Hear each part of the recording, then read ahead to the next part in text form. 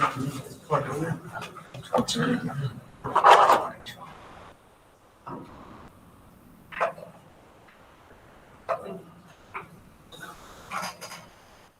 he need power?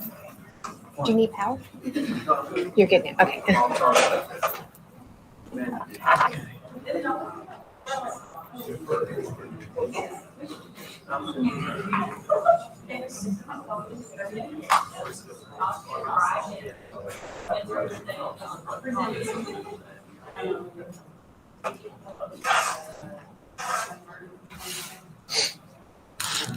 Nothing's changed from about 3 o'clock this afternoon. That's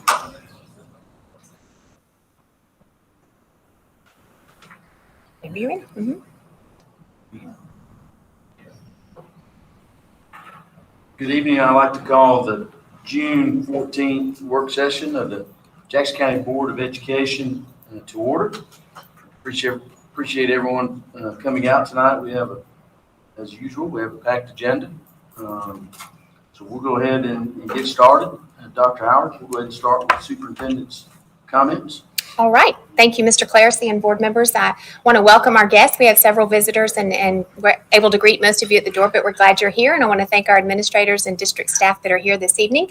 We do have quite a lengthy agenda because we had to combine our work session and board meeting last week with Georgia School Board Association meeting in Savannah. So some of our board members were out of town. So this is the reason for the lengthy meeting.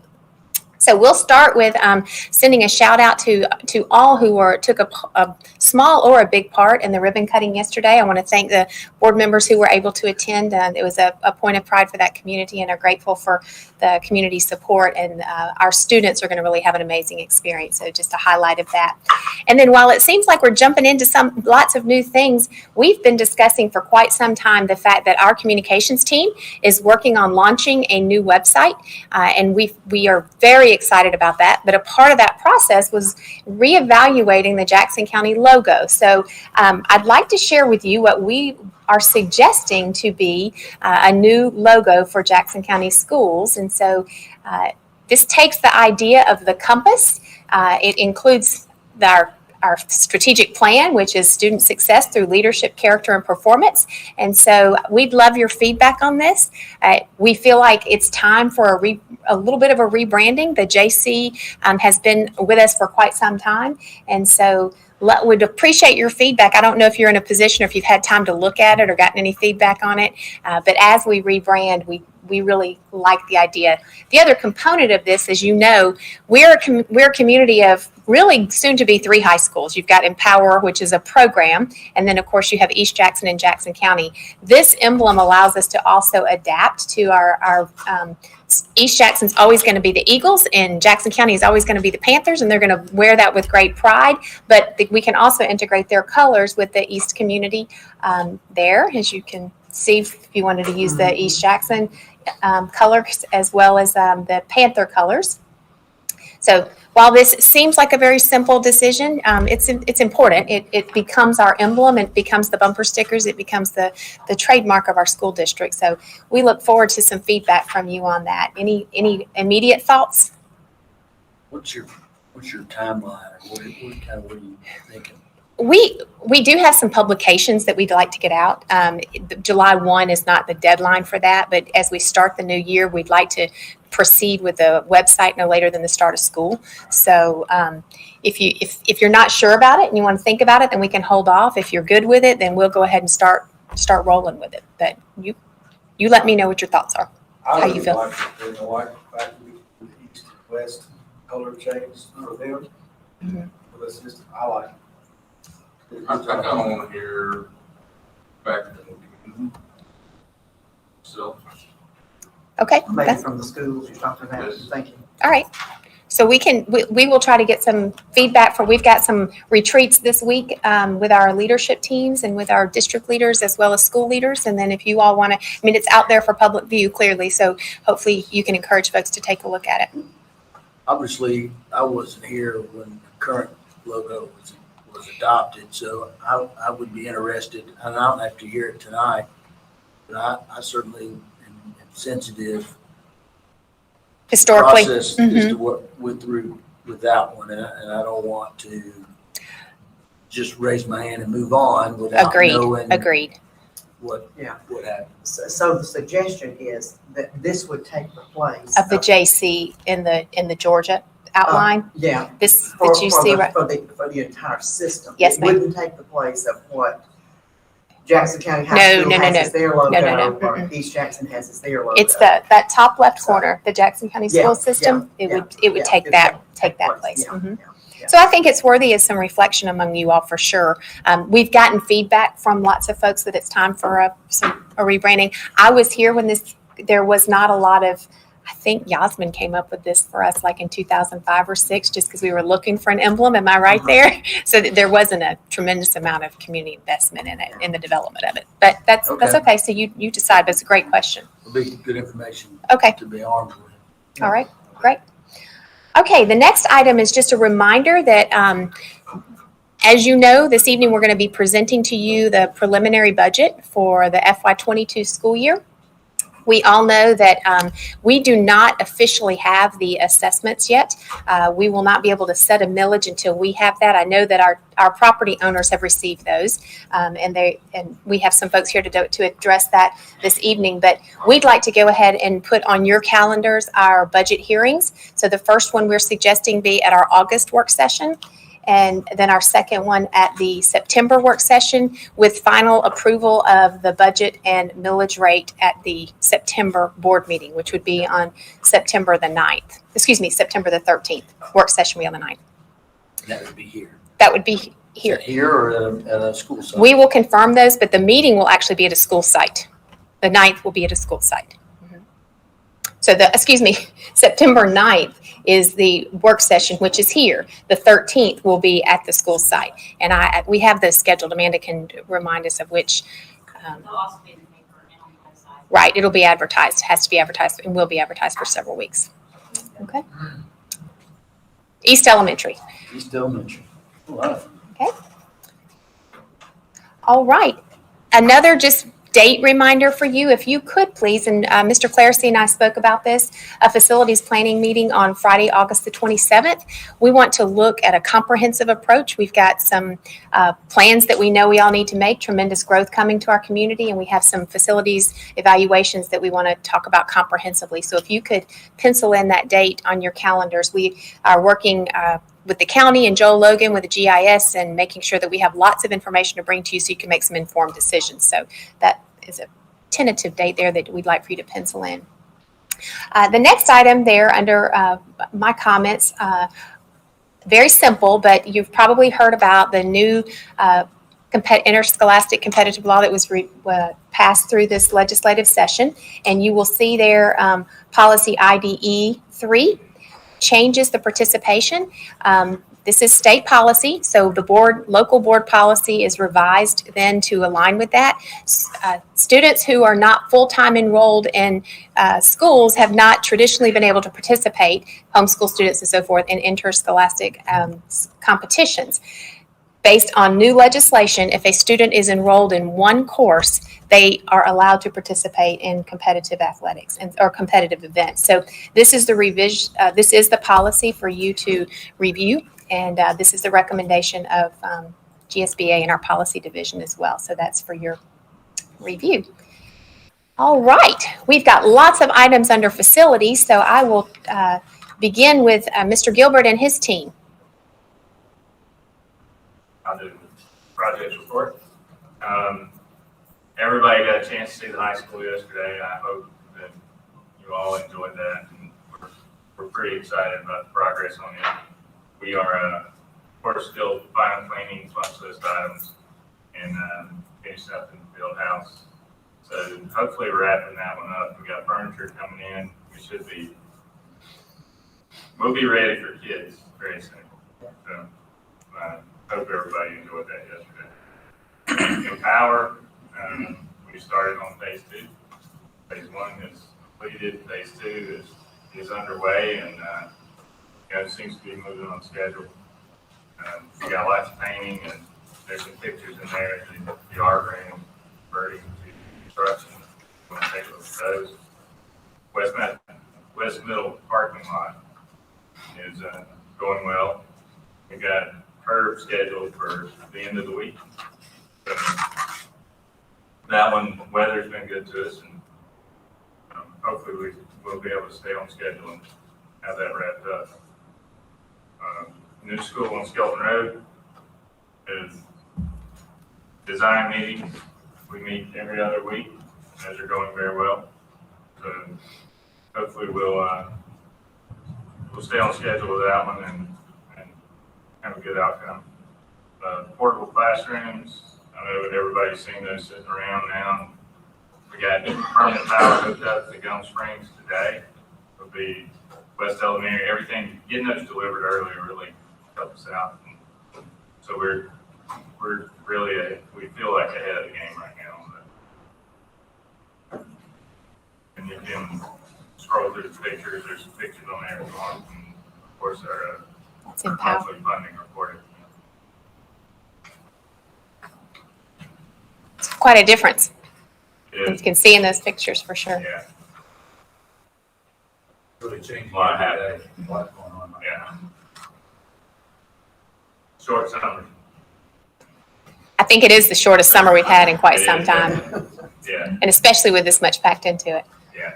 Teachers return on the 26th. Yes, sir. And, July School 26th. opens on the 30th, so it won't be long. Yeah. If any of you have any questions, either now or afterwards, please let us know. We'll be glad to answer any.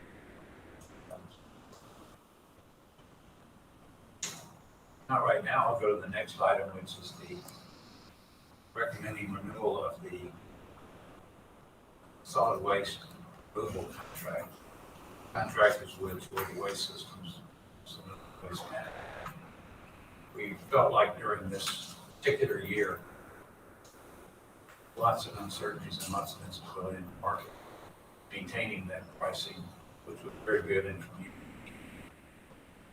this will be a time to renew one more year. We plan next year, once we're back into a normal environment, put that back out to bid. The last time it was bid, the second lowest price was about 50% higher. Current pricing, so I feel like we've got good pricing on that. Glad to answer any questions this morning. This will be an item that we vote on. Is one have any questions, Mr. Gilman? Ted, you mind telling us what the impact of the new high school might be on this? High schools run about $1,200 to $1,300 a month. I think information I have, Dr. Morris provided through our accounting. Well, it's about $1,200 or $1,300. So obviously, the new school picks up where we left off, and Empower will join. Probably with less, maybe less. I was gonna say, theirs will be less likely. I think we'll drop just a little bit on power, Okay, just for athletics, so we'll be picking that up. okay. Next item is workers' compensation insurance premium. As you,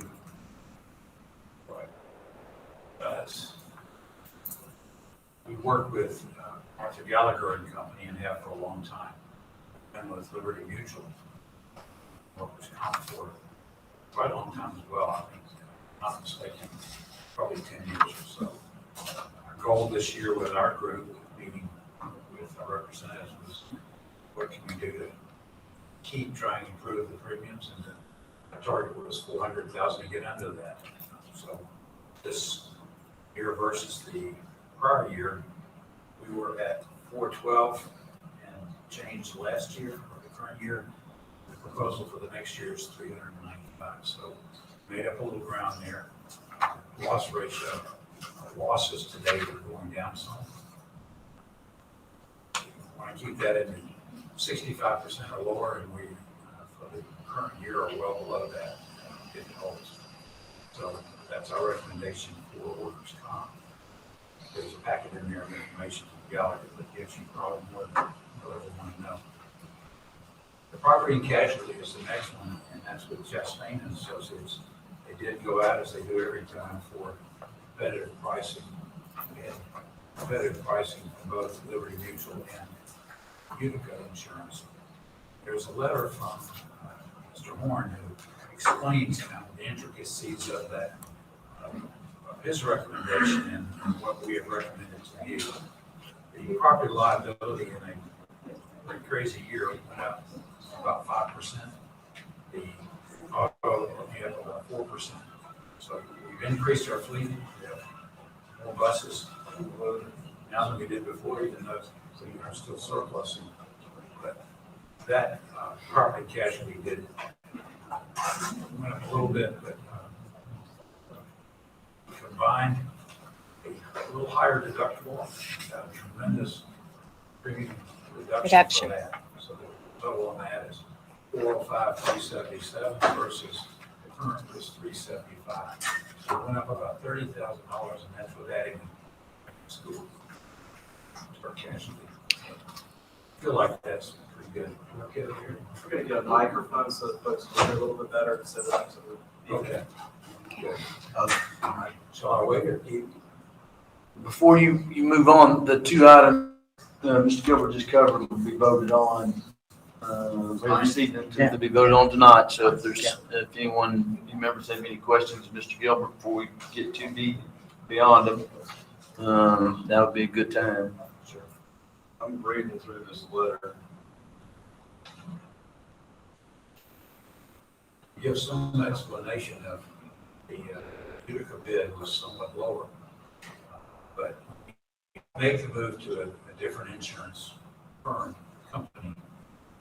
There's a particular policy that covers you for the transition period. I can't remember the term that he used. Tail coverage. When you combine that, it could be about a $14,000 savings. But there's some other reasoning in there why we believe that Utica should not be taken at this point. It's a very small differential. But there's market. They just re-entered the school market. They pulled out of it a number of years ago. And it's Mr. Horn's recommendation that we give them some time to get back into the school market a bit before we consider that jump or that $15,000 savings. We think that seems appropriate at this point. Yeah, that's good. Okay. Test. Test. We got a mic. Do you want to take it or you take it up there? We can pass it on. And so why don't you check it to Ted and then I'll come get it again. Thank you.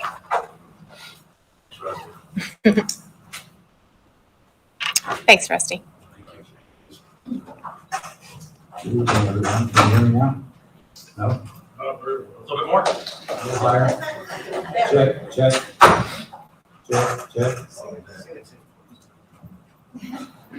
I don't sing. Is that better? Excellent, thanks. Got to turn away, go back to my notes again. The next item on the agenda under facilities is the construction management and risk recommendation for the new school on the Skelton Road site. This is a middle school building. Looking for 7th and 8th grade is what we're looking at right now. It's been designed for some time and it's a great middle school model. We went through a process of advertising for construction managers. We received a number of good responses from excellent companies. After our evaluation committee scored, we narrowed down to 3 firms for interviews. We had those interviews following that, and then we scored again and discussed those along with our architect, not as a voting member, but as a council. And we recommended you Carroll Daniel Construction. It was a very tight evaluation, very studied and worked hard at it. The group did, and I think it's for this site and this building at this time on the same site we just finished the high school. This is our recommendation. Any questions on that one, Mr. Darcy or others? Can you explain the bottom line of points for CMP and general conditions scoring? Right above total score, too. Can you get to that? On the team initial scoring, Yes, sir. and you asked, what's your question again? So The points? what is the, how are those points? The logic is that those with the lowest cost would get the higher number of points. Okay. And those, obviously, the higher points get the lower number. And so we work it as the lowest would be at 5 points out of a total of 100. The mid-range would be 15, and the lowest pricing would be at 25. Now, the other thing that we did is we compared what we believe is kind of to get apples to apples for general conditions cost as well as the fee. And we came down to what created this scoring. That scoring is done based on where the actual costs were.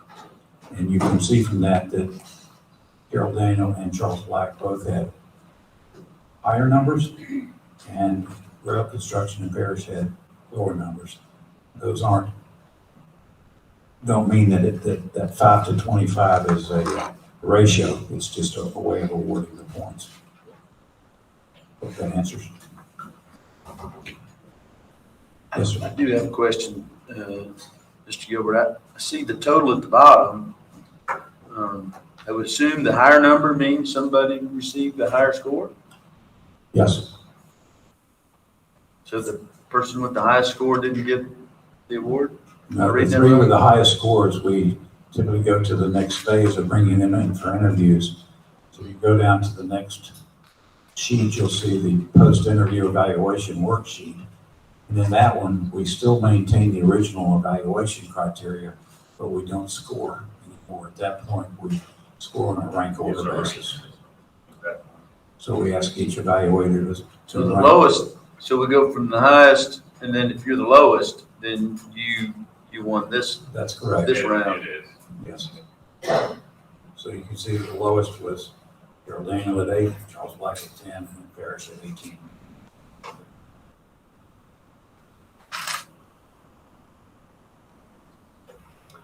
It's a thorough process, and I think the interview helps you to understand whether what's in the book is the reality or not. I mean, it really helps you to see the.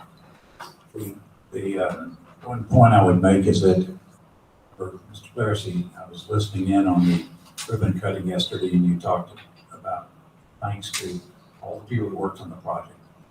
What we try to do in the interview process is get down to a level of the people that Project manager. Mr. Patton and his team himself will deal with on an everyday basis. That's what makes or breaks a project. It's not necessarily the brochure, and it's certainly not always the presidents and business development people. It's those that are going to be your project manager, your assistant project manager, superintendents. And so we want to meet the team, and that's the essence of the interview process. Absolutely. So we felt really, really strongly about particular team members.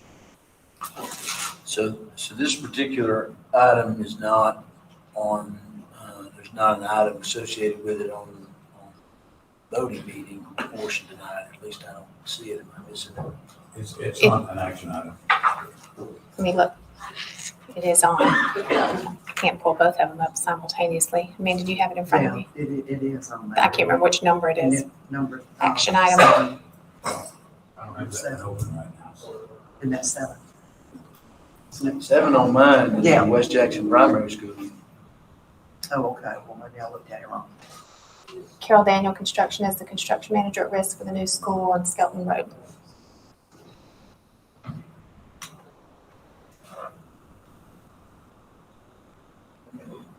Let me see yours. When'd you pull this? Yeah, like 3:30. Plus. It's there.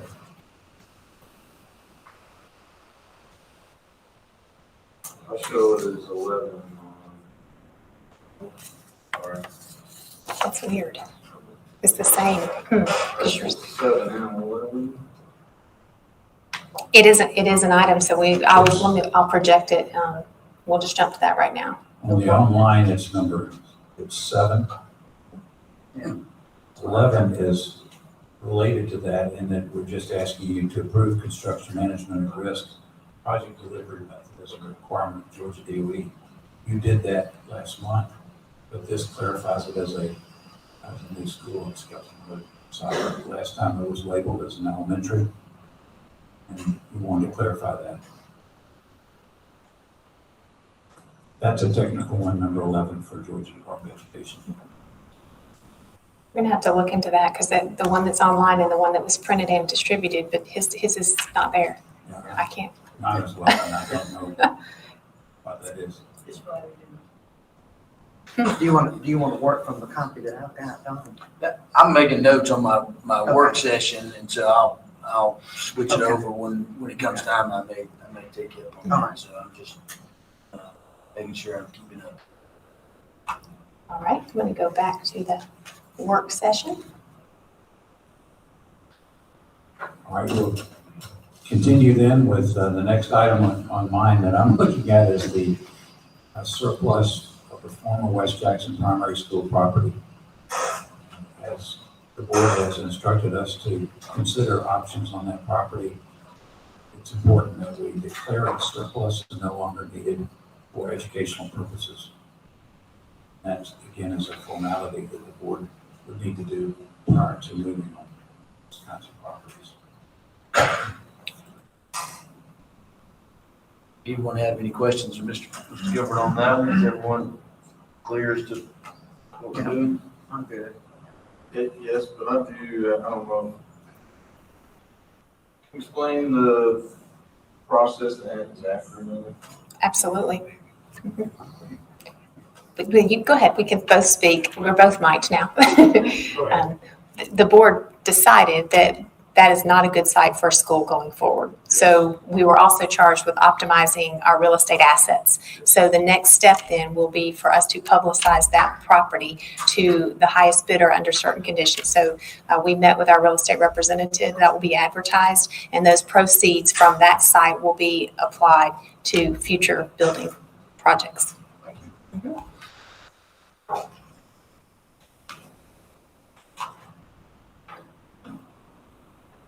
So that'll All right. that'll certainly be a voting item.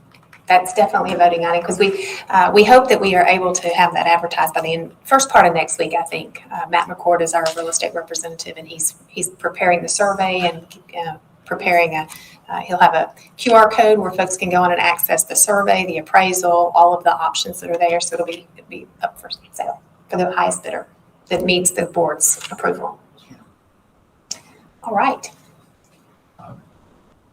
The next item may be, I'm not quite sure which one is the next. I'm looking at 2 lists right now, but I do have a surplus of 2 trucks.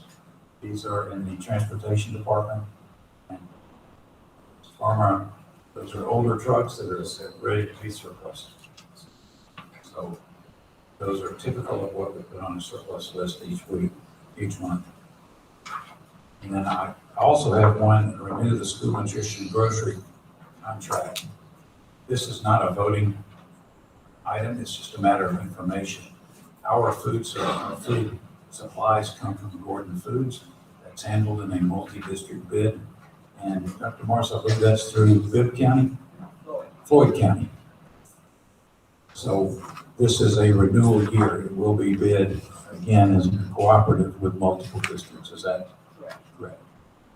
So this is a matter of information for you. When that goes out to bid as cooperative, it will be part of it. And the Houston Water Tower. Yes, that's the last item, and you'll see attached there is an intergovernmental agreement for there to be a long-term lease to the city of Houston for a small piece of property for which they will construct a water tower to increase the water pressure and supply for Houston. They have agreed to provide the proud to be Jackson County Panther logo on that tower, and they've agreed to maintain that. So that is located on a small piece of property directly to the kind of to the southwest, I guess you would say, of West Jackson Elementary School. So that we've negotiated this and hope that the board is in approval there. Their city council was very grateful for this support. They need this desperately. So with your blessing, once this is approved, it goes forward. This was an item to really help advance and help the city of Houston and help them monetarily to move forward. So, So that's a great partnership, and it helps the entire community and certainly the city, those living in the city of Houston or being served water services through the city of Houston. So. All right, very good. Well, thank you, Mr. Gilbert. There were a lot of items this evening, and if we need to revisit any of those, we certainly can. Before we take action, we may take a break to clarify any questions that we need to clarify. We have some continued good news. Anna, do you want to speak to our SPLOST and general fund, and then we'll go right into our budget presentation. Absolutely. So this month's SPLOST was again another $900,000 plus deposit, down just a couple of $1,000s from last month. But if you see overall other measurements year over year, compared to average, 12-month average, it is an increase on all those points. So that's a great thing, and that also is a huge part of funding for any of our building, construction, renovation, capital projects, land purchases. Of course, we use SPLOST and state funding, and then some of our bonds. So just to keep in mind, we've not had to raise our bond millage rate for almost 6 years now, not since 2015. We actually lowered it in 2015. It's stayed that same amount since then. So the growth of the tax digest and of the shopping in Jackson County has helped us quite a bit. And we use some of the SPLOST proceeds to pay our bond debt as well, so it's not on the backs of our property owners. Correct. All right, general fund. Yes, so we want to look at the general fund. I think we're going to look at the fund balance comparison first. Sure. As you can see, we are sitting in a really good place right now with our fund balance being almost completely done with the fiscal year. Again, being in this position has helped us build the tentative budget for fiscal year 22 with a lower millage rate, recommending a lower millage rate. And if the tax digest comes in and it's even a higher value than what is predicted, then we can hopefully lower that millage rate even more.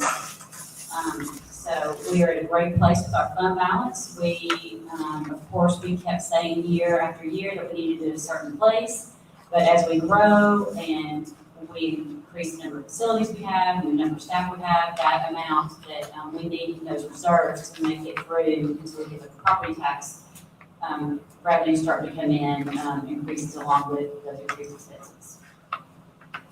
So then if you want to look at the general fund budget to actual, we are at 92% completion of this fiscal year, and we have collected 96% of our revenues, and we have only spent 89% of our budgeted expenditures. So that has helped contribute to building our fund balance, and we are in a great place as far as general fund. Continue to send a shout out to our school leaders and our district leaders who are very conservative in their planning. All right. Nice question that Ms. Dodge touched on a little bit. I've gotten some feedback about increasing property taxes, and I believe you even mentioned that maybe someone else said that their budget may reflect on us as well. Can you speak to a little bit about? Absolutely. So nothing that we as a school system does drives the valuation of property. Actually, the value of property drives what we do. So once we get that property value, then we are able to determine the millage or calculate and determine what our recommended millage rate should be, and then recommend that to you guys for approval. And as the digest goes up, if we budgeted conservatively enough, then we're able to roll that millage rate back, at least to the rollback rate, if not more, depending on the value of the digest. But as far as how property's valued, that has nothing to do with, I mean, that's not based on anything that we do. They don't value it based on what we need to operate our budget. It's quite the opposite. We can't levy a millage until we get that final tax digest and get that value, and then we're able to determine what millage rate we need to meet our operational needs. And that millage rate has done what over the past couple of years? It's declined. We've reduced it for the last 3 years. And right now, the tentative budget is based on another rollback. It's currently at 18.39, and our tentative budget is based on 18.0 millage rate. Just so I understand, in layman's terms, so we're wanting to do another complete Full rollback. Full rollback, which means That means that we don't take in any more taxes. We stay the same for. based on inflation and property tax wealth growth. So if your property taxes were reassessed, we roll the millage rate back so that basically we end up collecting the same amount from current property owners as what we did the prior year. We gain value, or we are able to increase our revenue based on new property that has come onto the digest since the last year. Thank you for asking that, Mr. Hollett. It's an important concept, and quite honestly, for the general public, we don't have the digest yet. Her budget is a tentative budget, and we can't set the millage until we receive the digest. So this is all very tentative for us right now. You won't approve the budget again until September, as indicated on the agenda, because then we will have the digest and we'll be able to set the millage rate. All right. So with that being said, you want to go through the budget. Our board members have it printed so that you have a comparison from FY21 to FY22. What I'm projecting is just the overall budget. It's not the comparison. This is the summary budget. So we have worked diligently on this. We are increasing our staffing based on increased enrollment that you'll see in just a minute, significant increase in enrollment. And so Anna, you want to speak to some of the details? Yes, so we have earned additional funding from the state and from the state QBE allotment, just because we did just this past year grow over 400 students. So that's almost a whole school right there in 1 year that we have to increase staff, increase operational costs. So between that increased funding, our plan is still, and the tentative budget is based on rolling the millage rate back at some level. I mean, hopefully to the full rollback rate, but really again, that depends on what the digest comes back as. But it's going to be, we're going to reduce the millage rate either way, because the tentative budget is based on a very conservative 18 mills, which is 0.39, almost 0.4 mills lower than what it is now. The biggest increase is in instruction, and remember our instructional staff, that's all teachers involved in the instruction area. Can you remind us on the additional, we in our retreat and the opportunity that we had to discuss, we added a good number of teachers and parapros, Yes. additional instructional staff. Can you remind us? The majority, obviously the majority of our expense increase is because of classroom staff and trying to, put the students in the classroom first, and the growth, and also bringing on Power as a new program. I think at the end, after you guys approved the additional staff and some additional staffing for Power, it ended up being about 30 positions. Which is relatively conservative considering the growth that we've seen in our community, Yes. and it's going to continue. So, Yes. And that's why we try to do, like all of our tentative budget and all of our projections, we try to be very conservative, because it's very likely that when we start school and actual registration and enrollment happens, that those numbers are going to increase significantly. They have every year for the last several years.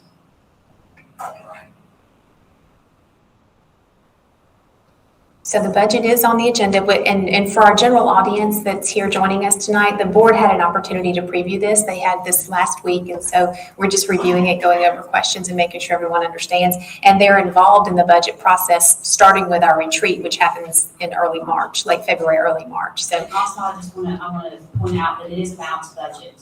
We are not spending more than what we're projected to bring in. So we're not having to dip into our fund balance at this point. any questions on the budget? Okay. Great. All right. You were sent the personnel recommendations. We do have several transitions there, and so if you have any questions about that, we're happy to take them. New teacher orientation plans. Just wanted to remind you that we're orienting in the next few weeks. Mr. Nicholson under Teaching and Learning is going to talk to you a little bit about the events that we've had to make sure folks feel welcomed.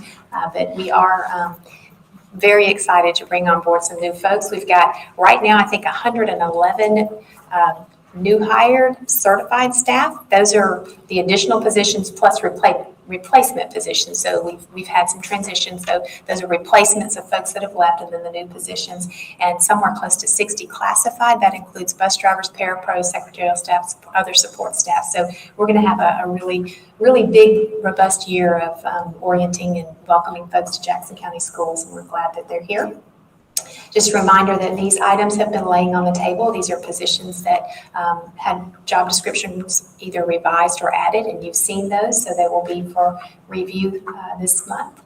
And then enrollment, as we've shared, and thanks to Martha Wilson, we've just signed off today on student record, and we continue to see trending up. You can see almost 400 students a year just from the beginning of the year, and we have one of our schools, I think West Middle, said they have 42 on the docket today. So we're getting lots and lots of new students. And so we welcome them. It just means that we have to adjust our processes and meet them. Paid parental leave. This is based on a response to legislative session. This is a state law. And so this is for your review. And this we will ask that you review this. This will lay on the table. We will develop internal procedures for how to manage this. This is a little bit complicated. We're going to have to work through it. This is the first time we've had something like this, but it does allow tremendous flexibility for folks in terms of paid parental leave, and it is going to be a little bit different than what we've normally done, but we're working on internal procedures to make sure that this is a pending policy for your review and will be approved next month. This was an item, if I may, Dr. Howard. Yes, sir. This was an item Mr. Johnson and I Learned about it. Yes. At length. This new item, General Assembly is offering this to all state employees. Yes. And it is, Dr. Howard is accurate. Recommend you take a little bit of time to read it. It is, it's going to take a little bit of work. And it can go back to January. To manage. Mm-hmm. So, a lot of work to manage. It's something that we need to be mindful of going forward. Thank you for reiterating that. And I appreciate GSBA, our Georgia School Board Association, is very supportive in making sure that we're appropriately addressing new legislation. And we know that we're going to have to come up with some real clear internal processes to make sure we follow those guidelines. And we've already started talking about that. So we thank you for reviewing that policy carefully. All right, leadership and performance. Mr. Nicholson, if you want to take the mic, or you already have it, I'm going to flip over here to the presentation component. Absolutely. So I want to take a few minutes to recognize and celebrate really our most precious commodity that we have to provide remarkable educational experiences for our kids. And so normally when we do this time of year, we have new teacher orientations, usually in person. We have all sorts of onboarding that's in person, but we always plan that back in January. We had no idea what that was going to look like, what it's going to look like today. And so we planned for everything being virtual, but as we got closer, the pandemic started getting to be a little bit better under control with vaccinations. We really thought, You only get one chance to make a first impression. So this room was actually transformed where we had all of our new employees come in, and the intention was to be able to give them their device, their Chromebook or their laptop. But we thought, you don't want them just to walk in and pick up a device and say, thank you so much, welcome to Jackson County Schools. So this was an awesome partnership with HR and operations, student support services, teaching and learning. We all came together and thought, well, let's make these folks really feel valued and appreciated when they come into Jackson County. So you'll see behind you, actually, we've got the 7 mindsets it's on the screen, but it's also, there's a big emblem up there. We thought, well, let's have 7 mindsets be our thing. So let's have stations, and so there's some data there right there by the numbers, but so far we've had 3 meet and greet sessions, and we've got 2 more scheduled later in June. We had about 100 employees that came through here over the course of those sessions, and you heard Dr. Howard share that there's still about 20 to 30 more, and that doesn't include your classified staff. What we did is we had them sign up for time, came through, and what we offered for them was a chance to get to meet different people in the different departments. So Dr. Howard, if you mind scrolling through the very first, I want to pause right there if you don't mind, but the very first, Teresa Dierman, she's got a smile and a laughter that you know that you've landed in the right place. And she is the designer behind everything, but she also had this great idea and said, what if we had everybody come in and put a thumbprint on a tree? And so then she had a student, we have artwork hanging up in our hallway. There's this one painting of a young man that has been hanging up all year, and it's just remarkable. So she reached out to that student, and the student's on the next slide, right, Dr. Howard. You can see her down there in the left-hand corner. She drew that tree for us, and so every new employee came in and put their fingerprint and wrote their name on that tree. And so that's going to be a new trend that they're welcome to the Jackson County family tree, so to speak. So that you have that sense of community that I'm a part of something very special and unique. So Teresa Dierman greeted them there, but then as they entered into this room, the cafeteria, we had several different stations. You had folks that were right there greeting them. You can see we actually ended up having some partners that gave us some gift bags. I was giving away a 7 mindset book to them. We had them learning a little bit about curriculum and instructional resources, all of which they were going to use in their new teacher orientation, which was the next week. A lot of great conversations. And everything is possible. We have the highest number of first to teaching ever. 30. Yes, more than we've ever had. And y'all, they're exuberant. They're bright-eyed. They are ready to tackle the world. And so we promised them, said, you will be successful here in Jackson County. So Don Brock is a part of our induction team, and so she gave them your first year's teaching book, and we'll have a support process for them all through the year. So new teachers really felt, they walked out and said, I feel pretty good. I think this is going to work. And time is now, and Kat Clifton was talking to them about their new teacher orientation, which was virtual, and we did that last week. We got 89 professional learning sessions that we're offering during the course of the summer, so they've got their personalized schedule. And then the next station, you can see we're connected. Technology gave them their devices. They were able to log into their device, also into Google, and make sure that they had access to all the curriculum materials in the portal, and then any kind of troubleshooting. And then as you move through the room, the next one, 100% accountable, you can see we have operations and HR. They were able to pick up their badges, pick up their strategics card, ask any questions they have about benefits, and so really, it was a chance for them to get to know us, for us to associate a face with a name. One day we all wore our 7 mindset shirts, as you can see, so that we were really living what we're preaching about. We are connected. You're part of something special here in Jackson County, and that everything is possible. Wilco Signs, Kathy full on ran with us. She gave us something like 250 free t-shirts that now her Wilco Printing and Signs shirts say a different mindset on them. So she's got her advertisement on the back, and she was just passing them out. Some say passion first, attitude, gratitude, peach steak coming in bags. And so they were also able to walk away with some goodies, so to speak, but again, something that makes me think, this is pretty cool. I'm come to a place where they're clearly paying attention to me and value that I'm here. We did start new teacher orientation last week, and that continues to go on through July. That's just kind of an overview of all the different things we do in new teacher orientation. You have to learn a little bit about Canvas. You have to learn about Google. You have to learn about Infinite Campus, the 7 mindsets, curriculum. And so we also tap into our teachers. The teaching and learning team doesn't do that in isolation. We have teacher leaders who we've elevated to take part of that, and they're facilitating a lot of those sessions as well. And since those were virtual, that's kind of coming full circle to why we wanted to have some time here meeting with folks in person. And I think the last slide is just, that's just showing you like what the calendar looks like and how many sessions are offered every day.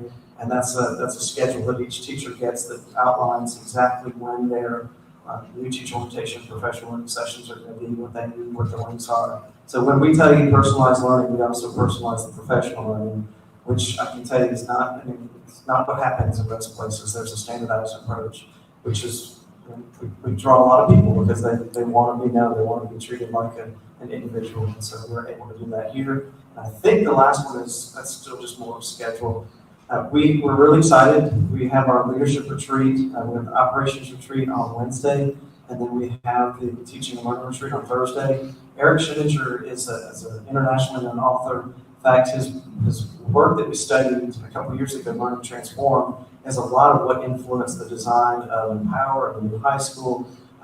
Obviously, our facilities team is brilliant and amazing, and for us to be able to partner with them on creating spaces that instructionally kind of disrupt what you've been doing so that we are preparing students for the jobs, not the jobs that we had, but the jobs of the future. And so Eric is actually going to come facilitate. We've never done anything quite like this, but he's facilitating our Thursday retreat, and he's going to be leading us through our own professional, personal leadership plans and helping us transform from management and emerging from a pandemic where we really focused on management and we tried to get proactive, but there was a lot of, last year was a lot of, okay, we've never dealt with that, what are we going to do to address the situation? So now we're really going from management to leadership and from reactive to proactive, and I'm very excited we'll have that at Empower College in Ferguson.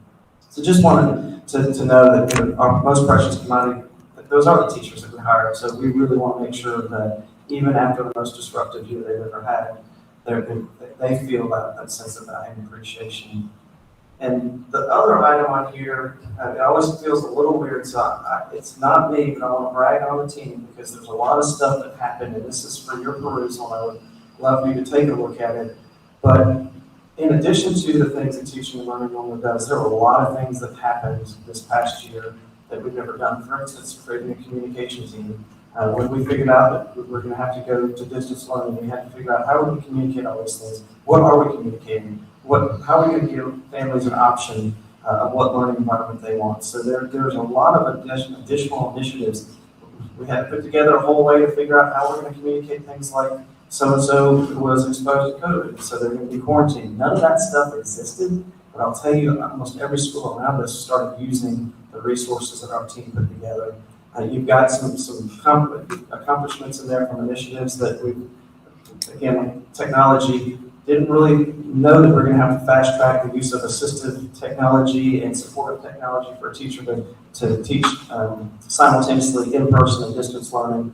So I actually asked the team and some other folks to reflect on some of the things that they did above and beyond what we normally do, and I'm exceptionally proud of that team and grateful for your support because all of these initiatives have at some point come across your table in some form or fashion, whether it's through the budget process or it's just a nod and approval for us to be able to do some of this work. And so I would value your time in taking a look at that and any questions that you have. Doesn't have to be this evening. I know we have another meeting after this meeting, but I just wanted to, it's kind of like our accountability report to you at the end of the year, just something I thought would be nice for you to have. So unless there are any questions, Dr. Howard. Any questions of the board? So just comment, thank you, Todd, for saying that about teachers. I agree with you 100%. If they are one of our greatest, good teacher makes a good, helps to you. Absolutely. We try to put the very best tools and resources in their hand, but the most important thing is a really amazing teacher who knows how to build relationships with kids. And that's what we prioritize. Thank you very much. Thank you. That was outstanding. And for the work session portion of our agenda, that's all the items that we have. It's the board's pleasure, whether you'd like to take a short break before we start the board meeting. Take 5 minutes? Okay, great. We'll take 5 minutes. That'd be great.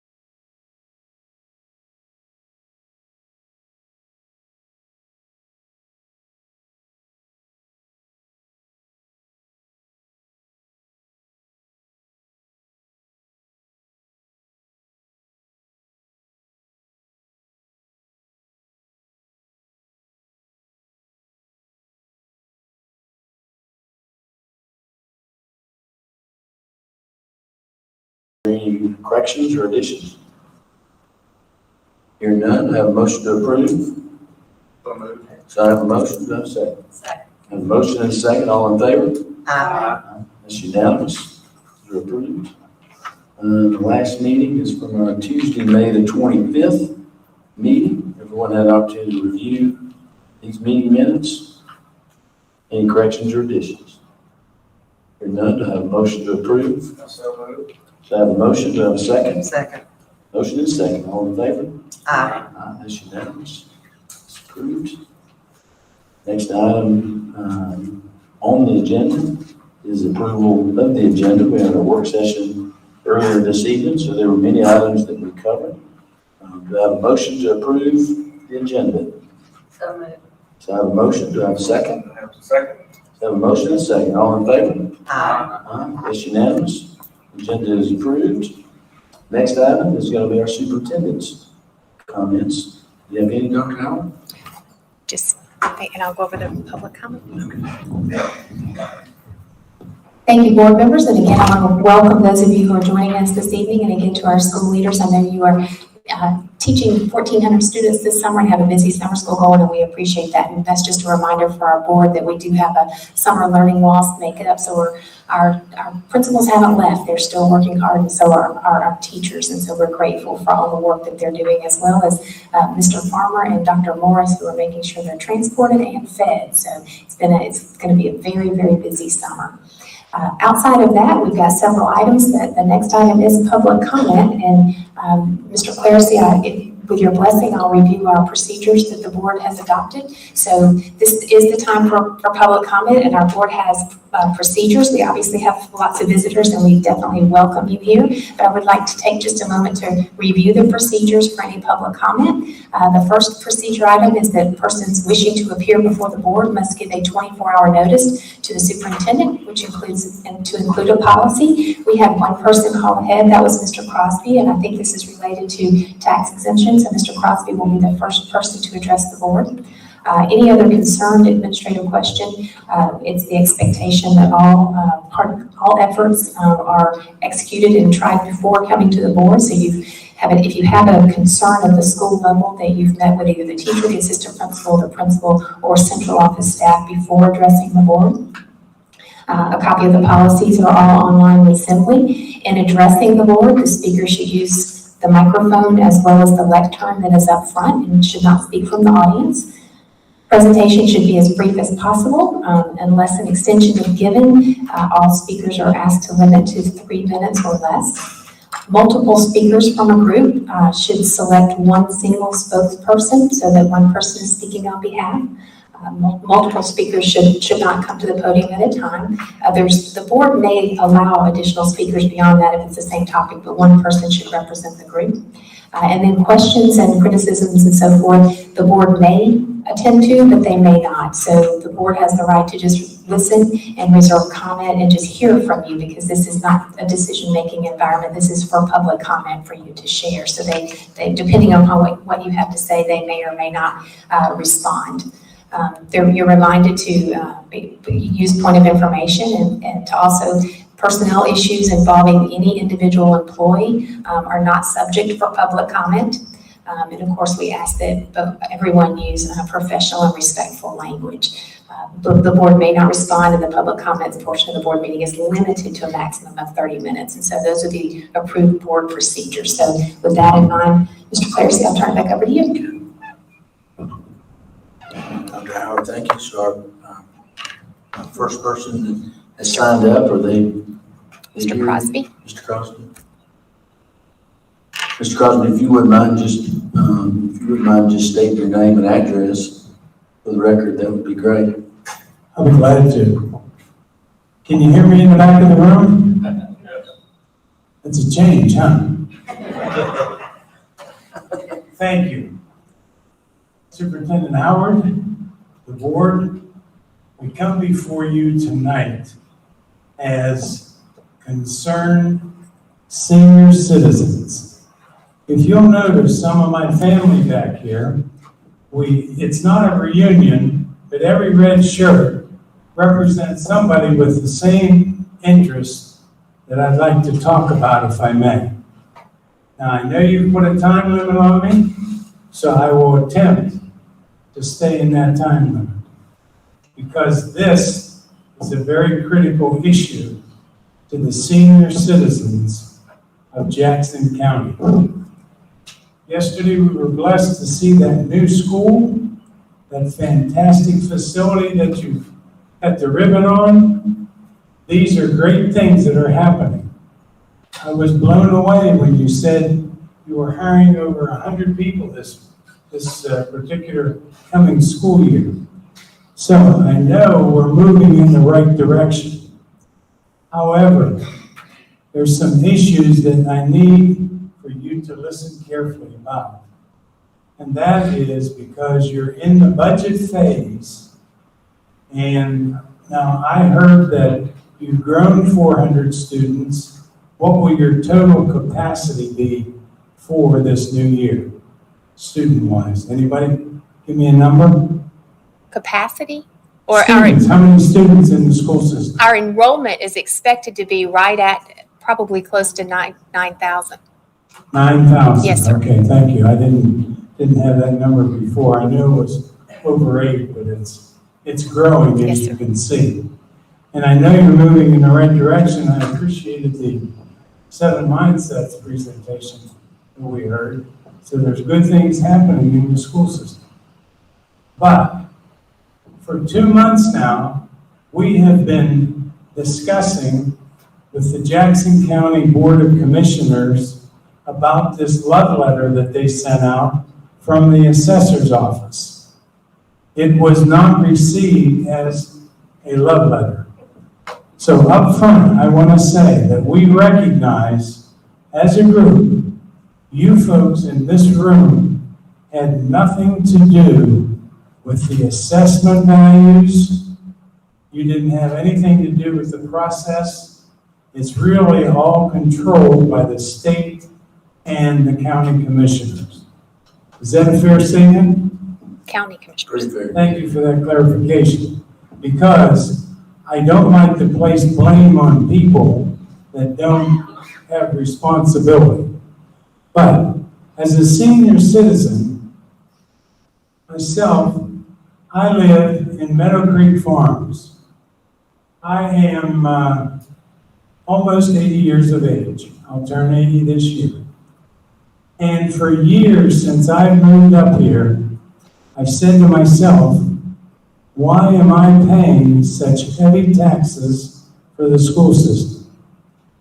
You almost made it acceptable up until what is forecasted for this year. If in fact I'm correct, this places hardship on so many people of the senior citizen age group, you have no idea what it's done. It has affected health. Personally, my overall taxes went up 69%. Personally, my school tax this year over last year went up 117%. Did you hear that number? 117%. And yet we were talking about situations where it looks like we're going to have some relief. That is not relief if you're jacking us up to 117%. As it turns out, these put a burden on the seniors, because most of us are on a fixed income of some sort, a pension, Social Security, and Social Security hasn't made us rich. It barely keeps us moving. Now, our research is what brings us to the meeting tonight. And our research shows that, for example, 8 surrounding counties around Jackson County, every one of them recognizes the value of a senior citizen in their community through some sort of a tax break for senior citizens. All of them for a school tax break of some sort. Now, that's fact.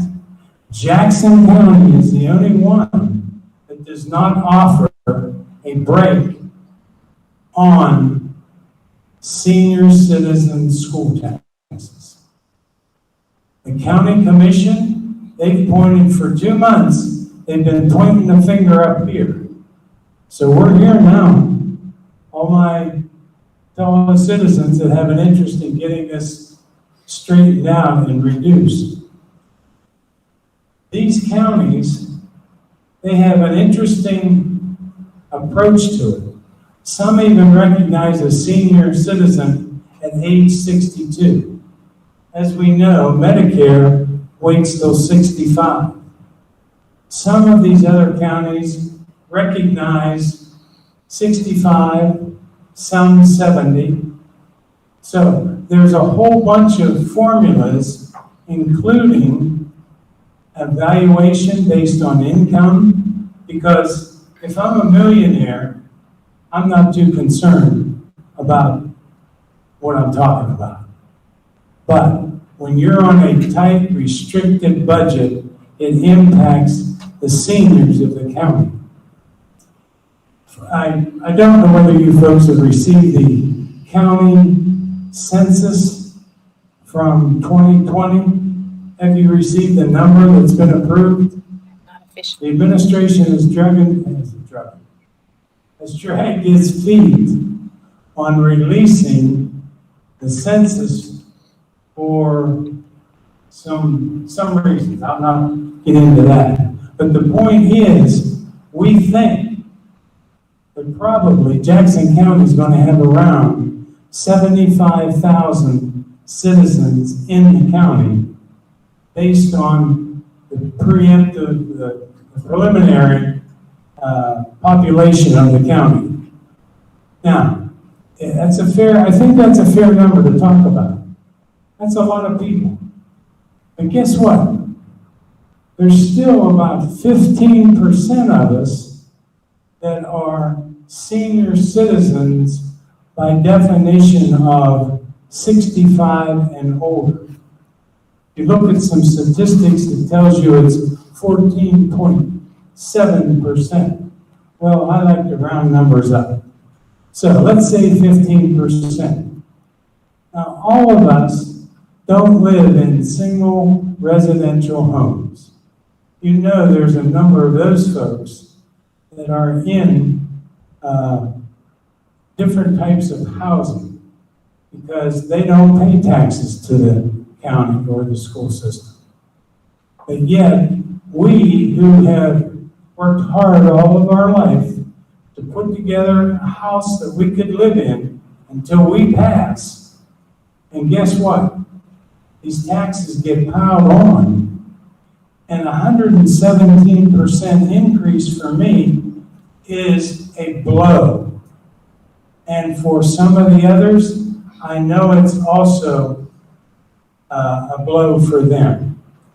So research shows that something should be done based on Jackson County making a board decision to impact this situation. Why do you justify this, Dick? Some would say to me. Well, there's a number of reasons for justification. One is, and again, I understand you don't have the final numbers, but you are looking into the eyes of the largest Jackson County tax digest in the history of the county. I don't know how much money that is. Nobody will tell us because all the numbers haven't been added up. But that is going to be a big number that you will be able to draw from. Retail sales taxes are estimated to be up 25% over what was projected for this year. 25%, wow. More money. More new businesses, manufacturing, and warehouses are being added to the tax base. Yes, I know there's all kind of abatements and formulas, et cetera. But guess what? These warehouses are starting to fill up in our county. These people are starting to bring in more money. So what I'm saying is, consider the fact that the senior citizen continues to get kicked around based on those numbers. Some of the things that are going on in the county, obviously everybody knows about SNK Battery, but Amazon they're opening more warehouses. Ace Hardware is opening a warehouse. This one I love. Duck Yang is going to build a manufacturing facility. It's an auxiliary business to the new SNK battery plant.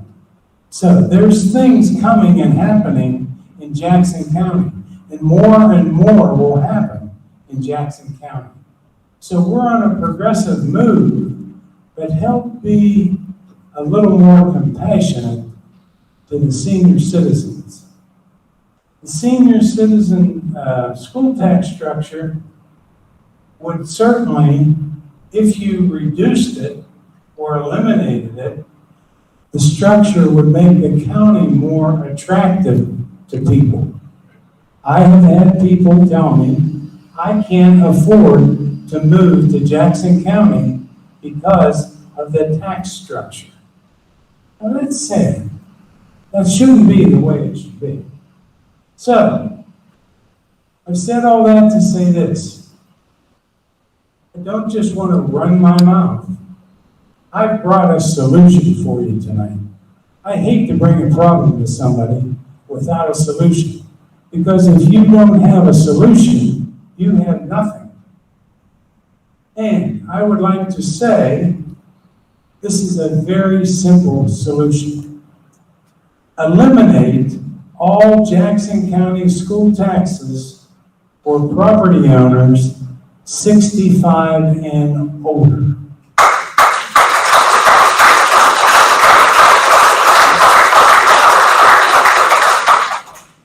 That wasn't in the script, okay? But thank you, friends, because they feel the same pain that I do. And we really want the board to make a move to get rid of this school tax on us after the age of 65.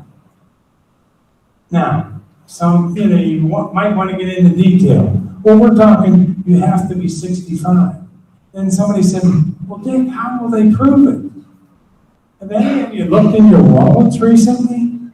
You all carry a driver's license and it has your birth date on it. It's not a difficult thing. So, it could be very simple to get this done. The question I would have for the board,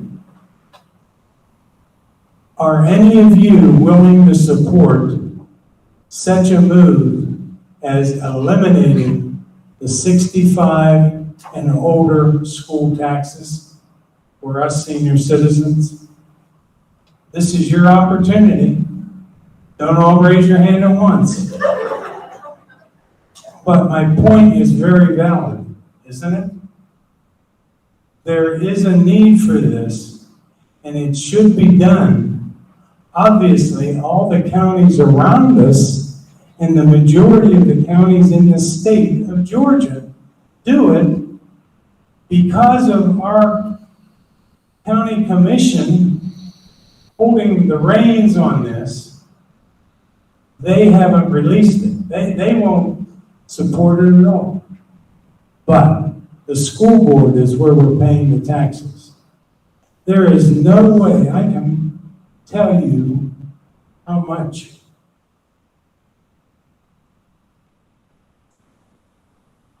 I appreciate the teachers, because the teachers are what drives the community.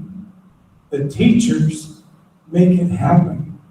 And I think the gentleman's statement was, a teacher that can build a relationship with a student is priceless, because we all need to be 100% accountable. So That's my plea to you. Now, that's my personal plea. But I hope you'll extend that benefit to the senior citizens in the county when you have the real numbers that you can work with. Because if you need some help to work the math, feel free to give me a call. Thank you very much.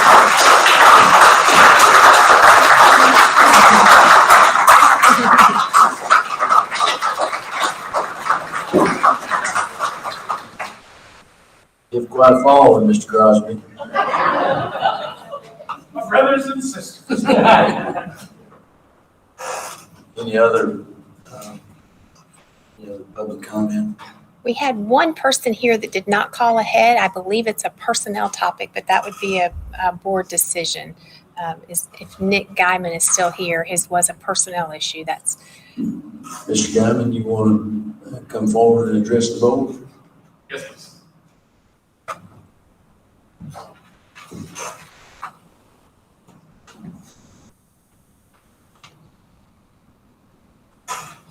Thank you so much for accepting me and being able to talk, Superintendent. Mr. Guyman, you mind just giving us your address for the record? Absolutely. 890 Summer Springs Court, Pendergrass. And I think it's worth reminding too that no confidential personnel can be discussed at the open session. Okay. That's a board protocol that's also in legislation. So you can share concerns, but it can't be individual personnel items. Okay. With that being said, I feel like I just need to say that North Jackson Elementary is very strong in my community in Pendergrass.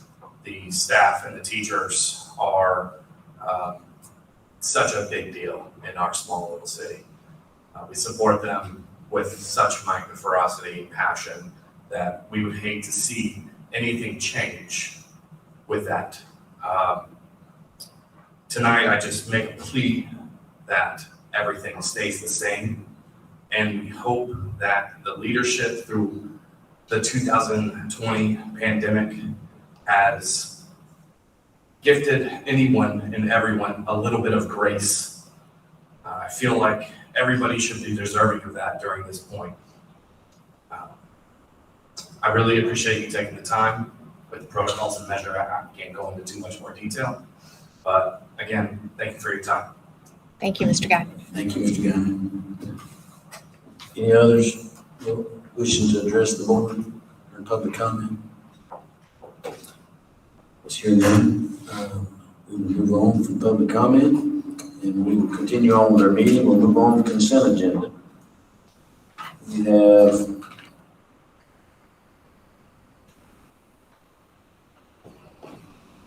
if my math is correct, we have 11 items. That's correct. 11 items on the consent agenda. Do I have a motion? So moved. I have a motion to approve. Do I have a second? I second. I have a motion and a second. All in favor of approving the consent agenda as submitted? It's unanimous, it passes. That concludes our regular business for this evening. We stand adjourned. Thank you for coming out tonight.